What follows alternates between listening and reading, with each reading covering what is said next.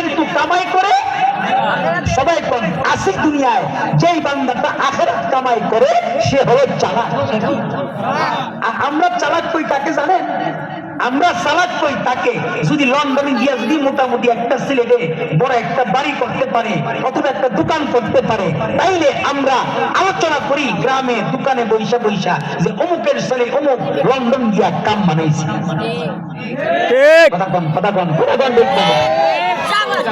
অথচ হায়াতের জিন্দিগি বেআমলি, হায়াতের জিন্দিগি বেনামাজি, হায়াতের জিন্দিগি বেরোজা আছে না নাই?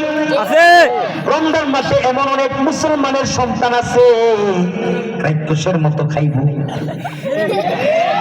খাইতে খায় কিন্তু হোটেলে বুরকা পরায় পরায় খায়। এমনিতেই মহিলাদের জন্য বুরকা পরা কি ফরজ? বলেন মহিলাদের জন্য বুরকা পরা সবাই বলেন, আরো জোরে বলেন, মহিলাদের জন্য পর্দা করা কি ফরজ? ও বাবা, নামাজ যেমন ফরজ, আল্লাহর দেয়া রোজা যেমন ফরজ, মা বোনদের উপরে পর্দা তেমন সবাই বলেন, বলেন। কিন্তু রমজান মাসে হোটেলের উপরে বুরকা ফরজ হয়ে যায়। দেখছেন না? আপনার এলাকার কথা বলি না, আপনারা আল্লাহ বলা দেশের মানুষ, আমি আমার এলাকার কথা বলতেছি। রমজান মাসে হোটেলে বুরকা পরায়, পর্দা দেয়, পর্দা দেয়। ও বাবা, পর্দা টানায়া পর্দার ভিতরে গিয়া খায়।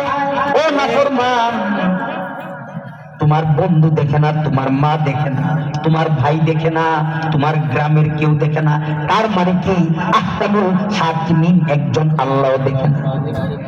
আল্লাহ দেখিনি। আরো জোরে বলেন, আরো জোরে বলেন, কে দেখেন? কে দেখেন? ও বাবা, কেউ দেখে না, কেউ জানে না, কিন্তু একজন জানে, তিনি কে? আল্লাহ। আরো জোরে করে বলেন, তিনি কে? আল্লাহ। আল্লাহ।